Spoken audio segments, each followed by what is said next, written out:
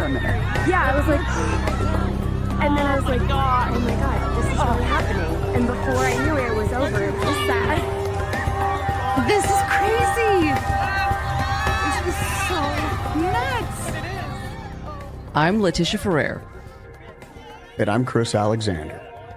and this is Totality Talks, the Solar Eclipse Just podcast. took my breath away, the whole thing. It's really cool that you can see the corona and you see the sun kind of spewing out from behind the moon. It literally took our breath away.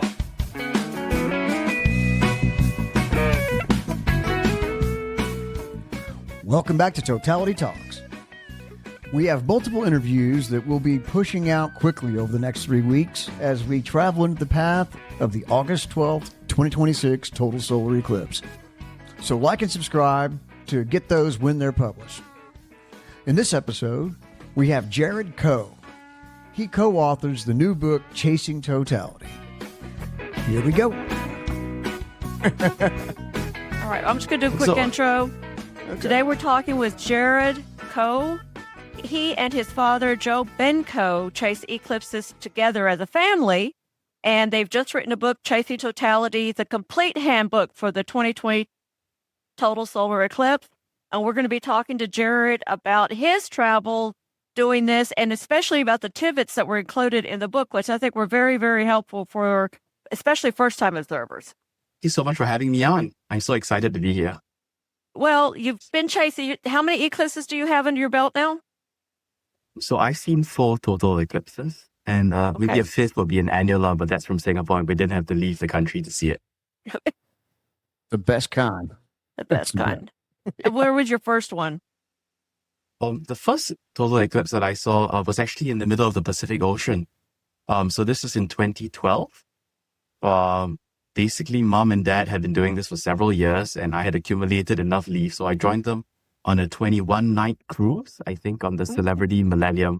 We left Honolulu in Hawaii, and the cruise would end in Sydney, Australia. And the eclipse was planned halfway through that in the middle of the sea. So that was my first eclipse. It was amazing. That's wonderful. That's wonderful. So your first one was at sea. That's right. Yeah. Okay. I would say that, obviously I think I might be one of these eclipse chasers that sees a lot of eclipses from ships, because the 2012 one was from the ship. I think in 2023 as well, I saw one off the coast of Perth in Australia. We saw that one as well in 2023 on the ship, and for this year in 2026, I'm going to be aboard yet another cruise ship. You to said see the the cruise. eclipse off It's the probably coast of because your Spain. parents like cruising too. They do. They do. So where did your Perth cruise take you? So the one in 2012? 2023. 2023? No, we literally got on the ship at the port of Fremantle in Perth, and then it sailed up north, just north of Exmouth, which is where the eclipse was happening. We did not dock anywhere. There was literally just an eclipse cruise. So they left port, we saw the eclipse, and then we came back. Wow. Oh, okay. I didn't know they had any of those. That's crazy. Chris and I were on land in Exmouth. You're probably waving nice. at you. Yeah, we're probably Yeah. waving at you. Yeah. Yeah, we had a good bunch of friends who are in Exmouth as well, and they were talking about how crazy the traffic was. And that's part of the reason why my parents love seeing eclipses from cruise ships, because the logistics is all handled, right? You don't have to fight with the traffic. You don't have to, get there super early. Right. Yeah. Right. Just walk back to your room. Exactly. Or to the buffet. Yeah. So your father has quite a big anniversary coming up, doesn't he? Because this is Saros 126. His first one was in 2008. So this is his second eclipse of the Saros. That's right. And he didn't actually realize it until we were writing the book and we were doing the research, and he was like, "Oh, it is." And it's one of those things that again captures perhaps the main point of the book that we're trying to make, which is that science deepens wonder. This idea that if you learn a little bit about what makes eclipses so unlikely, and the science and the work that goes into predicting them, then when you stand in the shadow of the moon, it truly means a little bit more.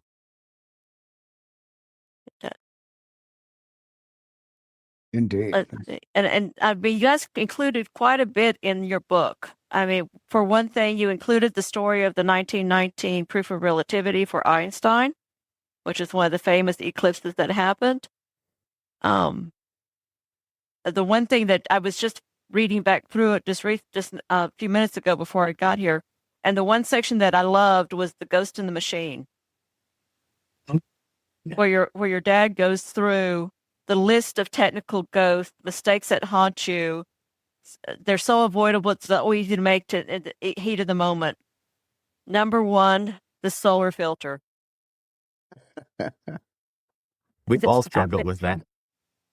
Oh my God. Remembering to take the solar filter off. First time eclipse chasers and veteran eclipse chasers, take off the solar filter at Totality. And I love the bumped focus because that actually happened to my husband in 2023. He had the telescope set up, everything else perfect. It was awesome. And somehow or another, a screw came loose and it just almost dropped. I mean, he just dropped almost. And so he got it fixed. I found an Allen wrench. I handed it to him. He got it fixed, but all his pictures just had that just a little bit out of focus. It was just, and then the dead battery. It's one of these things that you can only practice and prepare, and then you charge everything the night before, and then you realize that you forgot to turn on the battery charger as well. Yeah, right. Because you've got it's all of these things. And this is the one that's happened to me on it happened to me on the 2020, Chris, autofocus during totality. Because remember, I was just trying to do video. Because I did one, I'm like you, or like your dad, who wants to set up the camera and then I'm watching the eclipse. I'm not paying attention to the camera. And I set it up and had it pointed, looked beautiful and good, and then it just kept autofocusing during totality. I still got some good shots. with it. That's something that we've also learned the hard way, which is that if you leave it on autofocus, somehow the fading light really messes with the focus, right? And then it ends up hunting and trying to catch on to something, but the light's changing faster than the sensors can react. So that's why we wanted to make sure that people, try to stay away from autofocus if you can. Yeah. I think it's just the focus is trying to autofocus on the corona, and the corona has no set edges, so it struggles with that. Exactly. Kind of freaks Chris? out. But I do like, we spend a lot of time on here talking with people that are like, if it's your first total solar eclipse, do not try to image it. Most of the experts, most of the people that have seen plenty more than I have are like, just enjoy it. And then inevitably some of us have to go after that challenge. But I do like where your dad said that if something goes wrong, just drop it and forget it and just enjoy the eclipse. And it's very difficult to do that. But it's very important. It's just like you could take as much gear, but at some point you have to surrender and just let it go. So if you had any, what are some of your experiences trying to image and then having the fail that you can tell us about? Well, I think, this is lovely because of the 4 totalities that I've witnessed, each of them have a tiny story about how the camera has come into play. And so the first one in 2012, it was my first eclipse ever. And in 2012, technology wasn't great. We didn't have this wonderful iPhone. I think we were just on the cusp of smartphones. And I remember that, it went dark, it was beautiful. And then I had a stroke of genius. I said to myself, I need this on camera. And so I reached into my pocket and I took out my I think it was a crummy Android phone back then. And the camera sensor really wasn't very good. And I spent, maybe a good minute of totality trying to take a picture of the corona, which was crazy. And then I set it to panorama mode and I got a good 360 shot of just around the ship. And actually that photo is included in the book because it's one of my favorite shots because the quality wasn't great, but it captured the spirit of the moment, this idea of totality at dusk. But I think that's one of the lessons that I took, which is don't waste your time on your phone. Even if the technology has gotten better, you're just not going to be able to get it. And so for the second eclipse, and that was in 2017 that I went for, and that was in America, and we saw it from Idaho. Actually, my family, we kind of work as a camera operating team, right? So each of us gets assigned to a different device, and we're all doing something in coordination with Dad, who's kind of like the operations leader. And so for the 2017 eclipse, I was in charge of the 360 camera, which is actually a fire and forget tool, right? So I put a link in the book. I'd love to send it out as well. But I've got a 360 video of the 2017 eclipse from our vantage point. And so if you've got a VR set of goggles or even a smartphone, you can really stand next to us for the duration of that eclipse. And again, the quality was terrible. So you'll see that, it's pixelated. It's not great. We had set it on a manual focus so that it tried not to hunt. And I did a bit of video editing as well so that we could capture the directions and point the eye at what you should be paying attention to. But that experience capturing eclipse on a 360 camera was quite interesting as well. And if you have any questions, I'd love to share more. In 2023... Well, I noticed... We can share that. Oh, yeah. Easily. We'll put a link in here, and actually we might even be able to put some of it on our new video style podcast. But you won't get the effect unless you put on some VR goggles, right? Yeah, You will. right. You will, yeah. I should try to It's take quite one nice. of those 360s. And it came out bad.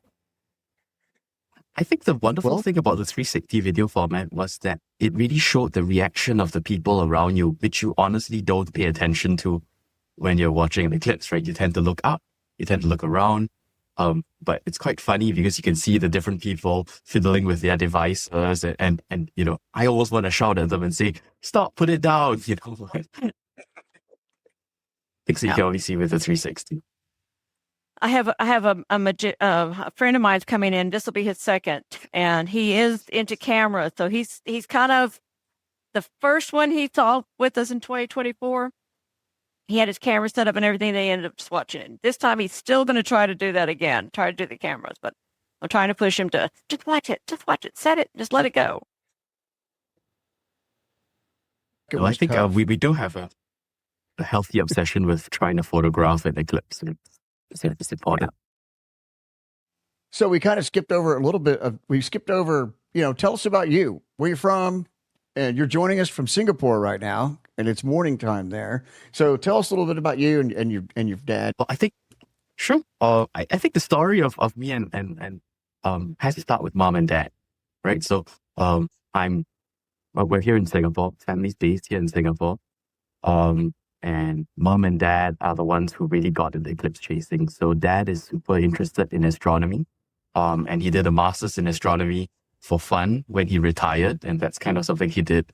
I don't know. It's just crazy. The idea of going back to school after you retired to get a master's in something that you don't intend to use for employment. Letitia did that as well. That's my plan. That's my plan. I haven't retired yet, but my plan when I retire is to go get a degree in astronomy. Yeah. So, talk to my dad. He's got some pointers on how to handle homework, I'm sure. Okay.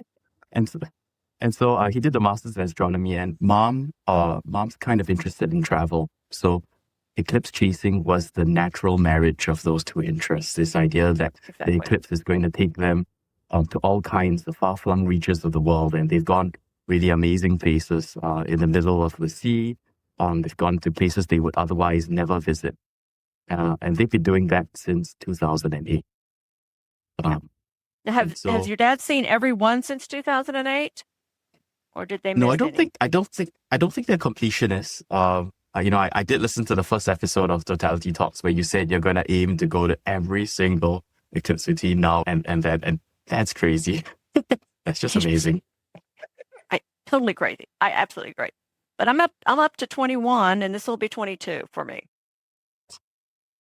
I've attempted to see everyone since 1998.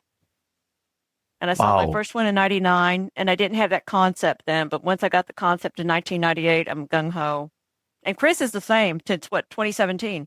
Well, 2017 was my first total.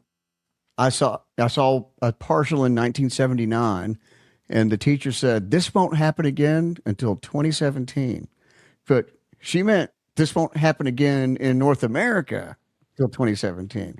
But I said, wow, if I'm alive then, I will go see Totality. And after that, I was like, I'm not missing this ever again. If I can handle it, I will not miss another total solar eclipse. So far, so good. Managed to be in the path of totality for every total solar eclipse since then, and no plans on stopping. So that's the path going forward, hopefully. But yeah, so you took a break after 2012. Did you just? It was hard to get to for the.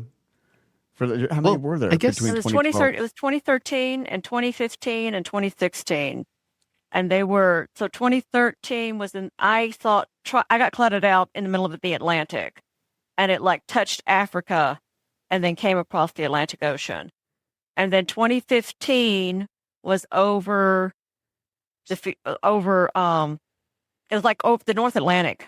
It went over, I want to say Fiori Islands. Faroe? Anyway. Faroe Islands. That's right. The Faroe Islands. Went over the Faroe Islands, and I caught a plane for that one.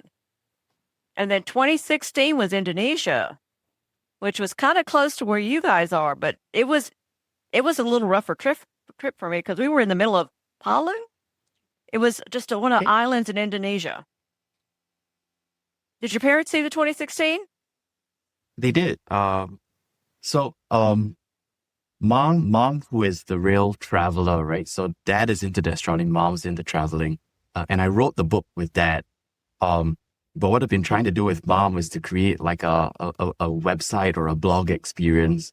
And so it's something that's, it's kind of a beta. It's a work in progress. We're not ready to publish it yet, but we have published it. So if you have time, you can check it out. It's at chasingtotality.org/beyond, right? And we're calling the mini site Beyond Totality. Where I've interviewed mom and I've tried to put it together in a series of interactive stories, telling kind of that eclipse journey from her perspective. And if you wanted to call her on for a podcast like this, I'm sure she'd love to tell you all of her stories and all these places that she's been to. Because she was on. Hold on, I'm pulling it up right now. We'll give her a call right now. We'll pop her on. if you can find her. It's interesting you say that because one of the famous eclipse writers was the wife of a scientist eclipse chaser. And I'm going to look it up. Go ahead. Mom is definitely the one who's got stories upon stories. And what I love about mom's stories is that the eclipse is often the small part. The eclipse is the reason to travel, but the experiences around the eclipse are so rich. And I think that's something that I wish on anyone who chases an eclipse. Like totality, that 5 minutes, or in this case, maybe 2 minutes this year, are going to be magical, but for me, the magic is well beyond totality, right? That entire experience of chasing is part of it. And mom captures that beautifully. So I think she was on, let's see, she was on in 2016, she was on Tidore. And she's got this lovely story about how she went to the Sultan's palace because apparently they had opened it to the community. And yes, she's because stories upon stories of experience. You have a wild story that happened to you or your mom. Wild story. Well, I think, that comes, I'll speak from my experience. And in 2023, the one where we were watching the eclipse off the coast of Exmouth, where you are as well, actually, that was for me the most magical eclipse because my youngest brother had brought his then girlfriend on the trip. And he had this magnificent plan to propose to her at the end of totality. So the diamond ring would flash, and then he would get her one knee and present the ring to her and ask her to marry him. And so that's actually the third video story, which is for that eclipse. I don't have any footage of the sky because I was busy setting up to catch that magical moment, the proposal moment, just after totality, which is crazy again, right? But it was so fun. And she accepted? Such memories. Enjoy totality, though. Yes. Right? You did. Yeah. Okay. It was so I did, quick. I did get to enjoy accepted. totality. Of course she Did accepted. she I don't accept? think you can say no Yeah, at that okay, point. You can't say no. You don't have a choice, actually. Yeah. That's Can't say awesome. wait. Yeah. And I'll that get was back the great one. That was a great eclipse to do it because that was the pointiest eclipse I've ever seen. It would had like 7 points on the. I mean, it was like a real giant diamond. That one was. I'm sorry, Yeah, Chris. You're saying and the something. conditions were Oh, no. amazing as well. So clear. So Yeah, clear. the prominences and the chromosphere. My favorite part was the extended chromosphere and how long it lasted on each side. It seemed like it was half of the totality. You had at least some chromosphere because it was so big. Such a close match between the size of the sun and the relative size of the moon. That blew me away. Seeing all that pink, fuchsia, magenta. I don't know what the proper color is for that hydrogen, but that was the amazing part for me. So it was a double magical eclipse for your family. That's awesome. Us. We call it the triple diamond ring. A triple diamond Yeah. ring. That's good. Are they married now? And it was 2023, Yes, they have to be married. 2026. Hopefully they got married in. Okay. They did. They got married the following year. And they'll be chasing the eclipse with us again this year. So, Oh, good. well, Excellent. In Spain. Awesome. So no kids yet. Okay, Take it. That might put the kibosh on the eclipse chasing for a bit. Well, a couple years. Now, where is your cruise? Well, no, you said you're taking a cruise. Where are you taking the cruise at? well, actually, we're departing out of Southampton in the UK. And then the itinerary takes us all the way south down to Ibiza. And then we will catch an eclipse on the return, back towards Southampton, just off the coast of La Coruna, which I think there are something like almost 10 ships positioning in that part of the sea, right? So we're not going to be the only ones out there. Yeah. Several ships, several flights. We talked to a couple people who are going on flights too. In fact, one guy Wow. we talked to, he's actually on a cruise, but the captain's not that set on moving the ship for the eclipse. So he's actually going to leave the cruise, go take a flight and come back. Wow. He's a little crazier than us. To me, that's pretty crazy though. But That's pretty crazy. So how That's long is the very- cruise? How many days? This one's 14 nights, I think. So how many stops do you have? Well, I didn't count, but it must be something like 10 or 9 or 10, something like that. So we're stopping in Portugal, in Lisbon, Porto, Barcelona, Mallorca, down to Ibiza, and then La Coruna and Bilbao. I think. all right, when are So you? it's really a when are- Spanish eclipse. Mainly you're going around Spain. Yeah. I think, yeah, mostly Spain. when are you going to be in Barcelona? Oh gosh, I don't know. I would have to check. I could pull We it have out. to let me know because I'm going to base myself out of Barcelona a few days before. So I'd love to meet you in person, even if it's just coffee at the pier. Okay, sure. Let's get in touch. I'll let you know. I don't have the itinerary off the cuff right now.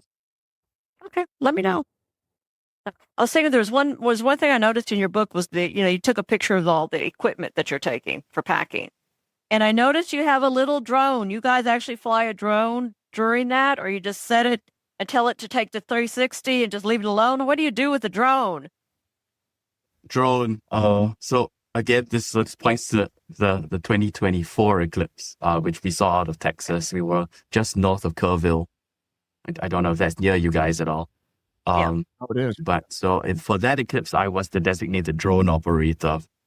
And so what we did was we, of course, did a bit of the standard drone photography of the landscape and stuff around. And we had planned to have the drone sort of fly in a giant circle. So we pre-programmed it to fly in a circle around the eclipse site, hopefully catching the eclipse chasers who were gathered in like a little paddock, together with the horizon and hopefully a little bit of the changing colors because, the 360 sunset is one of the most amazing effects. That's not in the sky. It's around you, right? And that's something that you need a 360 to capture. And so we tried to get the drone to circle the site, but goes to the machine, right? So the fading sunlight really messed, I think, with the combination of the GPS as well as the sensors and the drone. And just as totality hit, the drone froze midair and it stopped its programming. It refused to proceed. And I wasn't paying attention, right? Because I was watching the eclipse and I had pre-programmed it. And so we do have this footage where it's a really nice sweeping shot where it's going around the site. And then just as it gets dark, the drone freezes and it just captures the moment, which in itself was quite cinematic. And then I think about 3/4 way through the eclipse, I picked up my controller and I realized, oh no. And I punched in some, try and get it to carry on its programming. And I think I manually operated it from there. But yeah, so that's something that we do with the drone as well. Actually, I think a lot of the drone footage would be found on my dad's YouTube page. So, he does a great job of not just bringing us to the eclipse, but he also photographs it, something closer to what you do, Chris, I think. And he's got he does a lot of video editing, to bring it together into kind of a montage of sorts that you can watch and recall the eclipse. So I'll share with you guys as well. It's really nice. A lot of the drone footage is captured in there. And, but the drone, go ahead. No, I was going to say the problem with the drones is, I guess different countries have different regulations, and you can't, you wouldn't always say that it's allowed. I think in the US, they're particularly liberal about allowing drone usage. Here in Singapore, though, you need permit to fly it here and there. And so, yeah, we would say the drone isn't a standard kit item, because if we're seeing it from a cruise ship, for example, they're not going to let you fly a drone off the glacier. It's just not safe. Yeah. To do, and that moving target for your GPS for the drone to come home. Home is now over that way from where you launched it. So it's a mess. I would say the drone going up and then the ship moving and then it gets out of range and the drone just crashes to the ocean. Stay up. That would be a disposable drone, right? Yeah, I'd have to get a disposable drone. It would be that. So did the drone do you think that it had an issue in midair during totality, or do you think you hit some kind of limit in the FAA limit or something, and it was stopped programmatically, or did it just freak out? Well, I think that we had done enough dry runs and practice shots that this was not a technical limitation of the drone and the programming at the time. My suspicion is there's some interference related to GPS, which I guess is scientifically explainable, right? So there was some interference with regards to GPS, probably some interference with regard to lighting, and the combination of the device being too smart and trying to solve its own problems caused it to stop, which is quite typical of technology these days. It's too smart and then it stalls.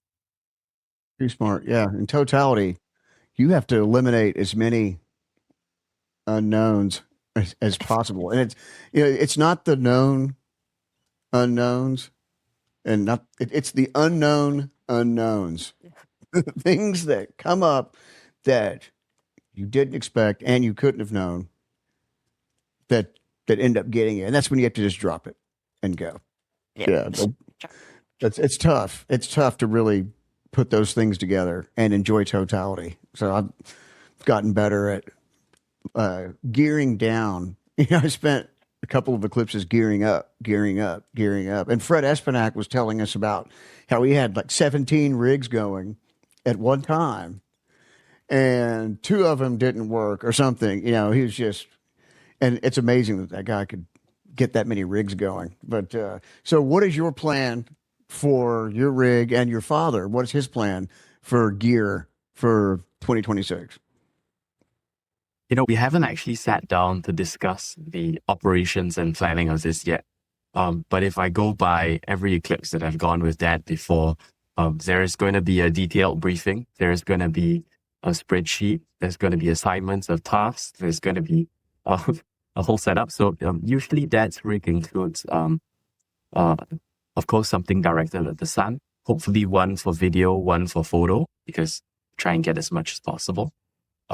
He's also we've also got cameras pointing, facing us, so to catch front on, see what's behind us. And we have one camera behind us to see what's in front of us.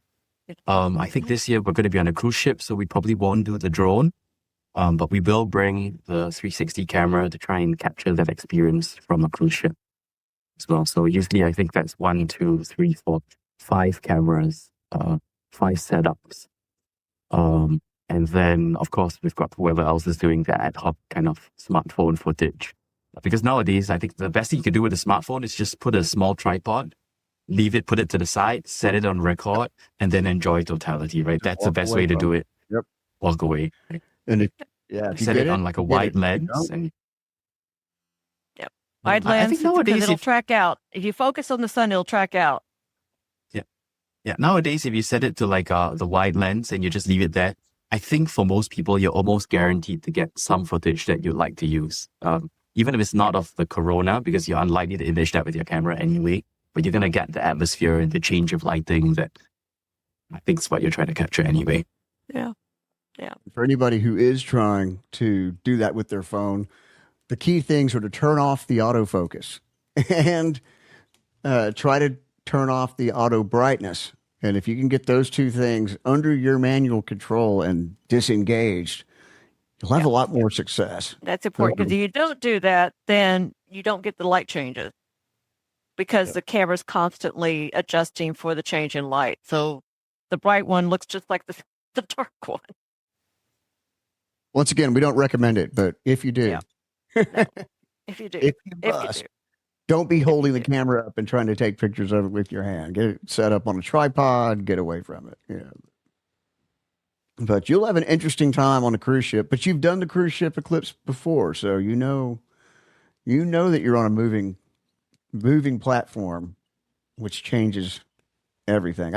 I don't know. I try to implement a gimbal for the only eclipse cruise I've ever done in 2021. Do you guys have you tried to do anything like that, or do you just put it on a one-leg tripod and try to point it around with the ship moving about? I think one of the trade-offs that we've made, that Dad makes, is that, we zoom out so that we can accommodate for a bit of that movement of the ship. So you won't get as high a magnification a shot as you could get if you want land with the stability. It's just a trade-off you have to make when you're on a ship. I think, there's no way around it, Mitch. Yeah. Well, you've got some amazing images in your book, and I'm kind of curious how you accomplished such precise imaging from a ship. I guess those are super quick images when you're taking it. But you got great chromosphere from 2023, I believe that image is from. Yeah. And I'm curious if that was handheld, tripod. How did you pull that off? So most of the eclipse photography is done by my dad and my brother. So I've got two brothers. The youngest one is the one who proposed. And the second brother, the one who's in between both of us, is the one who operates the camera rig with Dad. And so I didn't do any of the photo editing, so I can't speak to the technical aspect of it. But I do know that there's a lot of manual processing at the end of the day, like to layer on the different exposures. And that's something that Dad does quite a lot. Yeah. All of these are all Dad's photos. I know. That's beautiful. That's beautiful. He got beautiful shots. And I recognize it. I recognize the one in 2023, because I recognize that eclipse all the time. Like, 2023. I remember that prominence. Yeah. I remember that point. 7-point. It's 7-pointed eclipse. My first and only so far 7-pointed eclipse. But it was such a good one just because it was it was getting close to sun maximum. And I think sun maximum was 2025. It's coming down finally, but they're still not even sure. Well, all the eclipses these few years, I think are going to be pretty good. So, especially next year. So how early before the eclipse will your dad be on the ship staking out his spot? Putting out tape? Well, every time I've done this with Dad, I've always felt that he was a little bit, he likes to go really early. But that's because he wants a really good spot, right? And so I wouldn't be surprised if, even though the eclipse this time only happens near sunset, he's gonna be out there from noon onwards, I think. Like, he's gonna go early. He's either gonna go early or he's gonna ask one of us to go early, because that's the benefit of having children. send them off to, you go stand in that spot, make sure that no one takes it so I can put my tripod there. You guys are just gonna do rotating shifts, right? Just your turn, tag you in, tag you out. Yeah. Yeah, I've been on Yeah. cruises with Fred and Fred Espenek, and he was one of those guys out. He staked out. He like taped down the lines and just seriously, don't come here. It's very, very serious photography. Yeah. One of my favorite videos by him was that he did that background shot that you're talking about, where your dad's putting the camera behind you to get that. He did that when at the 2024 eclipse. Was it 2017? It might be the 2017 eclipse. And you can just see him just running around, taking, having all the shots during everything. It was just crazy. It was crazy. It was beautiful. Actually, he wasn't running around during totality, but you could see he was doing the video of him setting everything up. Big rig. I think that he had set up. for us, we haven't really done the taping and sort of reserving of space. Something that I feel quite strongly about is the idea that Eclipse brings the community together. This idea that we don't really want that private space, because I love it when somebody else comes by and says, oh, do you mind if I take a look? What's going on with your rig? As long as you don't kick the tripod, right? Because that's probably why you want to keep people away. Don't kick my tripod. And that happened. But it happens, right? Yeah. Or they stand in front of a camera. But we do. I particularly enjoy this idea of, people coming together and seeing what you've got and of course learning from each other. That's part of the whole eclipse chase, right? The community of eclipse chasers, the people, the faces that you might recognize. Because I've only done this 4 times, and I think every once in a while I see someone and I'm like, I might have seen them before. Well, you had I forget what the thing was that you said about when you plan for an eclipse, you had like a little thing of it, but the last of it was doing outreach. That's right. That you plan for your eclipse, it's location, it was location, weather, safety, or safety, logistics, budget, but part of it was outreach, is that you like to include outreach in it. That's right. It's Dad's what he's calling the PADCO framework, which is path, PADCO. accessibility, duration, cloud cover, and outreach, right? And as Dad shares, outreach has become more important after he's seen several eclipses, because now I think a part of it is just bringing more people along in the journey. And that's really something that's come through for this 2026 eclipse. So if I could just tell you guys the brief timeline, Mom and Dad started chasing in 2008. And then in 2012, I happened to have a lot of annual leave accrued for the year. And I said, you know what, I'll use it all and join you guys. And so I went with Mom and Dad, kind of the first tag-along child. It wasn't a child, I was 21 years old, right? But I tagged along with them in 2012. And then in 2017, we said, you know what, it's going to be over America. It's the most accessible eclipse we will ever encounter. Or that's what we said at the time. And then, of course, it happened again in 2024. So in 2017, we said it's going to be so accessible. So the whole family went, right? So Mom, Dad, and the 3 boys, we went on that adventure together into the middle of Idaho. And then in 2023, when we went to Australia, some friends joined us, and the group size increased from 5 of us to now plus 1 girlfriend, now wife. And the group, I think, swelled to about 10 people. And this time in 2026, our group size has expanded to 12 of us traveling from Singapore for the eclipse.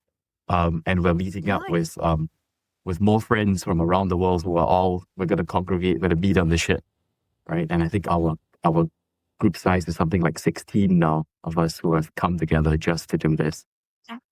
So outreach and community is a big part of it. Yeah.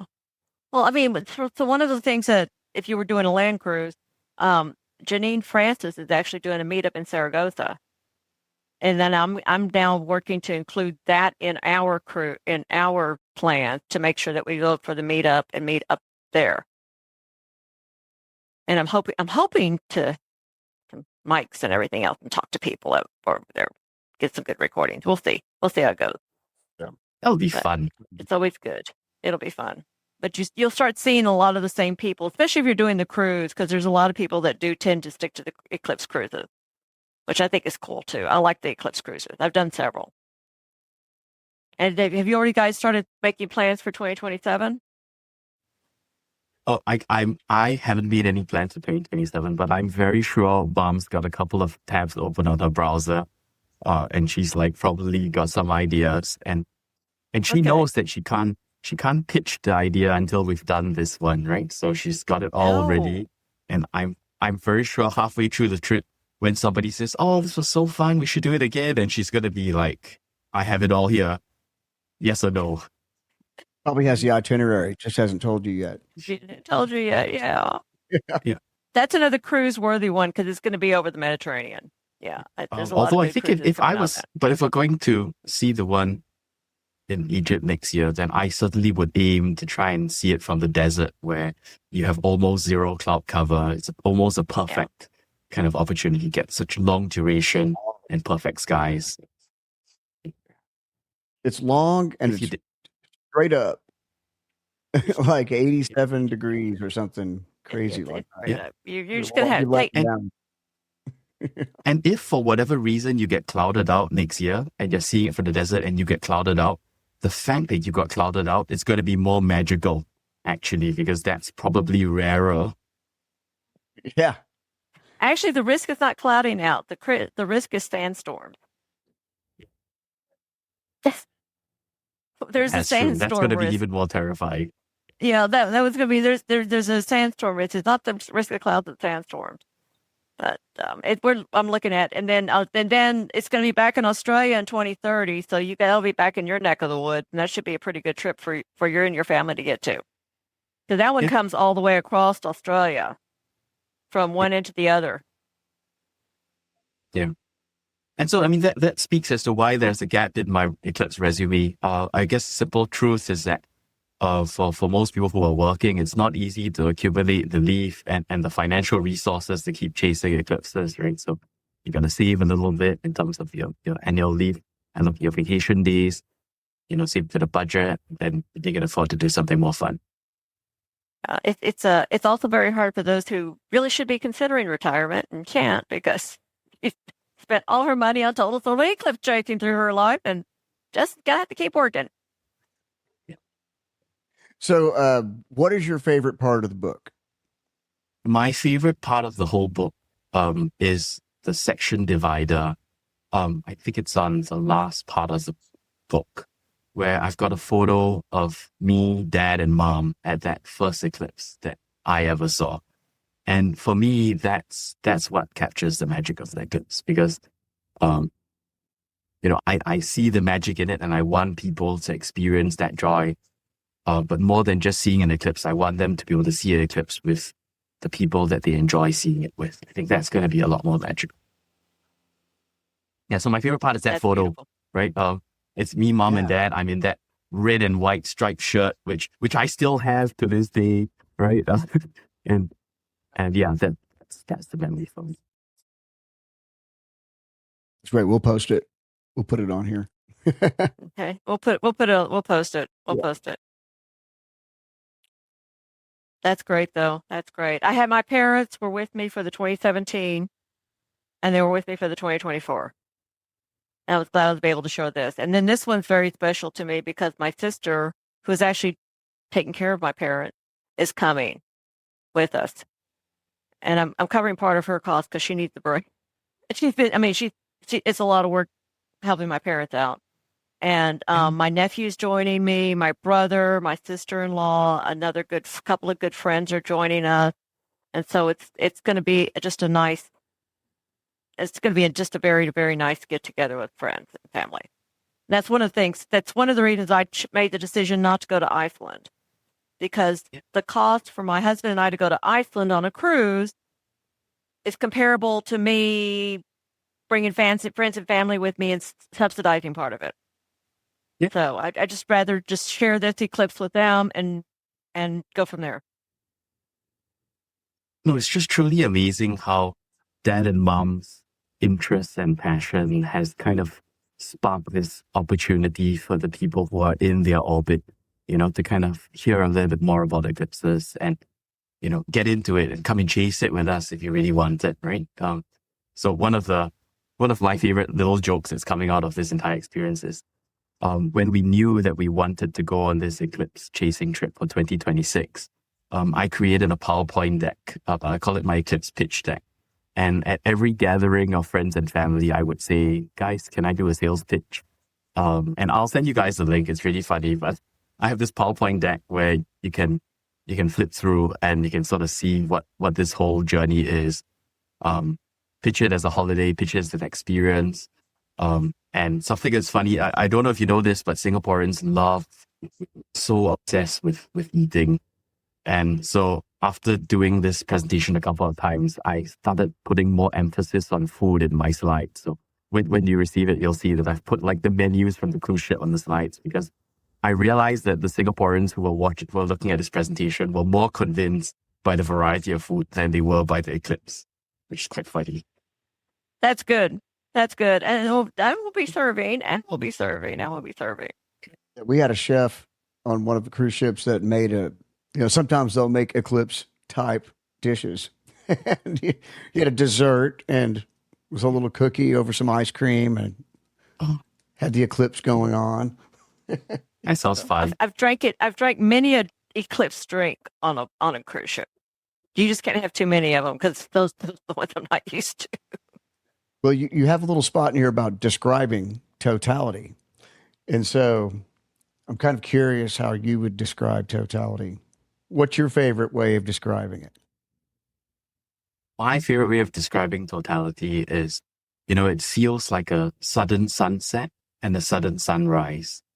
And just experiencing that very, very quickly is part of the magic of that experience, right? The day going dark and the day going bright again.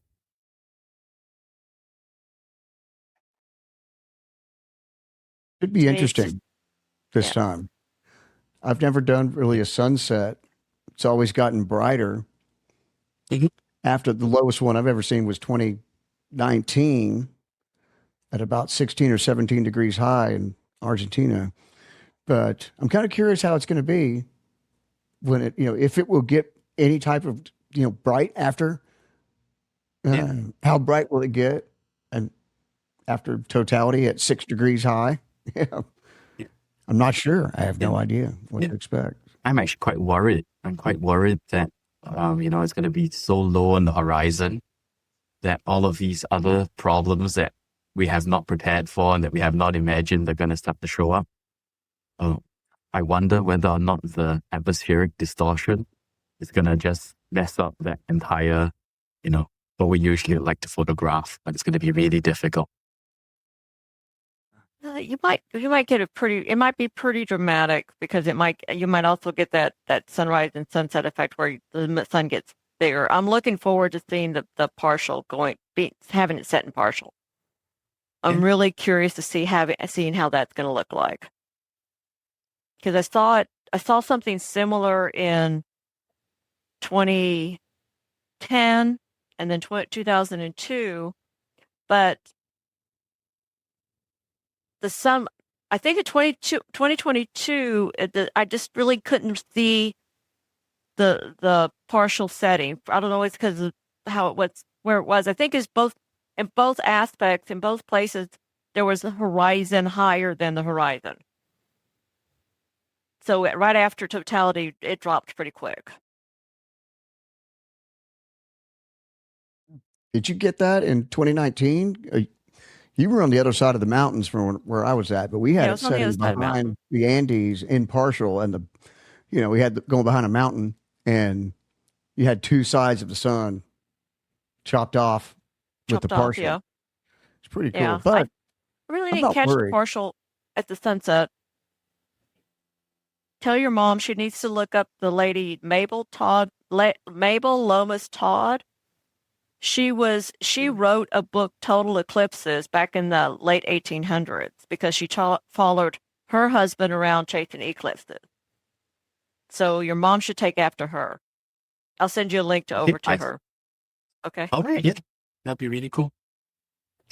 Thank you both for really doing, Totality Talks. I honestly, I had not heard of the podcast until Letitia reached out to me, but I'm listening to every episode now, and I wish I had access earlier, right? Because, it's so nice what you guys are doing, this idea of telling the stories and bring it together, bring it to life. Well, people who are interested.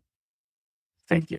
Yeah. Thank you. Cool. Thank you. Thank It's been a lot of fun. And what spawned it was we were getting ready for an eclipse in, I guess, 2024.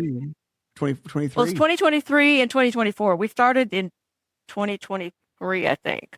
Yeah, because I think we were trying to get to Exmouth for that trip, but I was going around looking and trying to find podcasts. I was like, okay, surely there's a Total Solar Eclipse podcast out there. I want to get all the information I can. It's got to be out there. And all we found were podcasts that had an eclipse episode, but not fully focused. There were some great popular podcasts out there that did, an eclipse episode, but nobody was focused on it. It's because it's just it's so niche and small and tiny. And so we're like, we should do it. We can't find one to listen to. We'll just make one. And we've been very lucky. We've had some greats on here. We've had some greats. We've had Fred Espenak.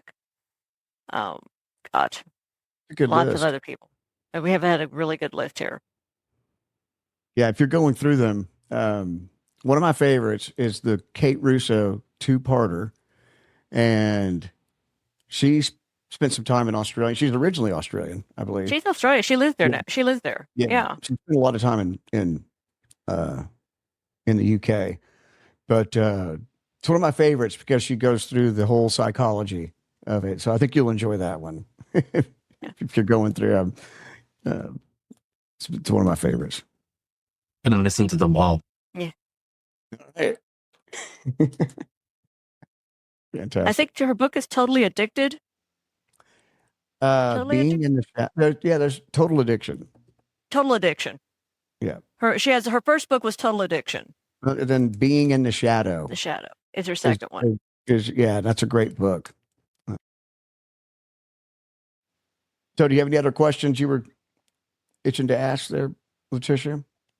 No, I think we covered everything. I mean, I love the book. It's definitely focused on the 2026. It has a lot of great hints for everybody. There's newbies as well as people who are willing to try something else. Like I said, my favorite chapter was the ghost chapter. I just started laughing. Like, oh no, reliving the moment. Yeah, the battery's out. So my ghost one is the fact that I bought a brand new, but this was 2003. So I bought a brand new video recorder. So the tech was nowhere near to where it is now, but I bought a brand new video recorder. We tried it out. We worked on it and everything else. And then I could not get it to work on the plane. We were flying over Antarctica and I couldn't get it to work on the plane and just failed at that. My good camera didn't work.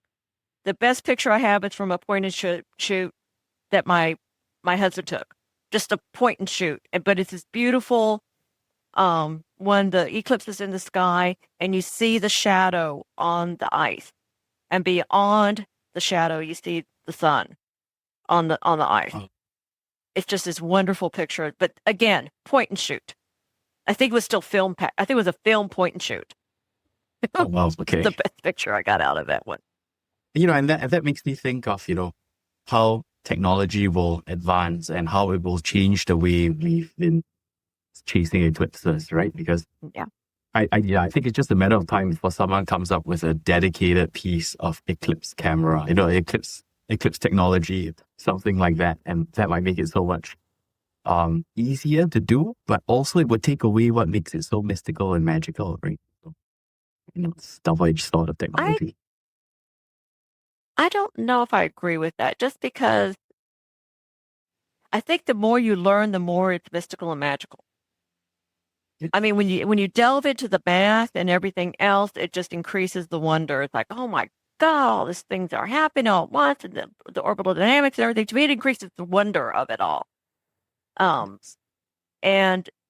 that just makes that experience just deeper. So the tech also lets you relive the experience a little bit better than the experience itself. I don't know that we'll ever get to, full sensory that I could do a show and give everybody the eclipse experience. I don't think that technology that's a long, long way off. Yeah, I found the magic first, and then I got the magic the first time. That's why I got hooked on chasing them. Then brought in oh well, maybe I can capture this, and you can try, but We try. it's just so difficult. It's just not meant. You can't capture magic. You can't capture the mystery and magic with the camera. It's just I try to gear down now. It's one of my new transitions, but not going very good. But I'm trying. Chris, what does your rig look like? Yeah, I mean, what do you guys? I mean, I'm sure you've got different setups. But what is that like? I have 2 iPads and my iPhone, and I put them on. Okay. I mount them, point them for video, and put on record. One of them I put on. Well, here's Chris. This is Chris's. Well, he puts his on. He put his. I put it on record and just go watch. My husband's. I'll let you, Chris, show that, and let me see if I can hook up. I don't think I could hook up my camera up here. No, I can't show you. My husband's is actually already set up in the great room because he's fiddling with it. Yep. Now's the time to fiddle with it. Yeah, he's fiddling with it right now. Yeah, you guys better get your spreadsheet and your checklist going and gear check. Yeah, it's starting to get into crunch time. it's starting. Yeah. Mine's starting already. So basically, I just have a camera and a lens, and I've downsized my lens over the years for travel. It's just tough to travel with a bunch of stuff. Yeah. I've got friends that they don't care. They take the gear and they take the big huge tripods, but I run it off of I've got a computer that plugs into the camera, and I use a program called SetnC, and it's like a solar eclipse timer. And basically you set up your exposures and the time, and you get it set up with universal time, and you find out exactly where you're at with with your coordinates, and then it fires off automatically based on the events. So partials, obviously, and then about 15 seconds before for a second contact, it starts firing off pictures, and then it automatically adjusts the exposure time. And I keep the same ISO pretty much, and it just automatically hits it. And then when totality hits, it takes a bracket, and if it's a long one, I'll try to capture another bracket maybe. And then it's at third contact, it starts doing the same thing and starts capturing, trying to catch some chromosphere, trying to catch some prominences.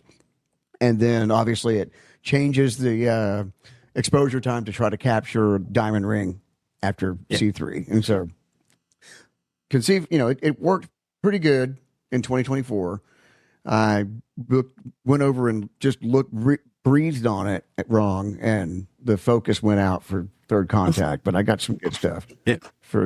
And do you have to do the manual There's a ghost. removal? There's the ghost. Yeah, it's a quick, off, and that's it. That's the only touching. Don't touch it. Don't look at it. And of course, I had to go look and see if it was working, and that's when everything falls apart. But I just keep it that simple. I had 3 or 4 different things going on in 2019 and 2020, and it just kind of slowly, learned how to gear down and just enjoy the event. That's what I do too. Yeah. I do too. I think so. Well, thank you so much for your time, Jared. Thank you for putting the book out there for everyone. Yeah. Thank you. I mean, that's one of the best. Yes, Chasing Totality. The outreach that this group does, that everybody that's a solar eclipse chaser that just automatically just wants to share the love with everybody. So I appreciate you and your dad taking time to write a book to put it together. Yes, fantastic. Thank you so guide. much for Thank you. kind words, and thank you so much for having me on. You're welcome.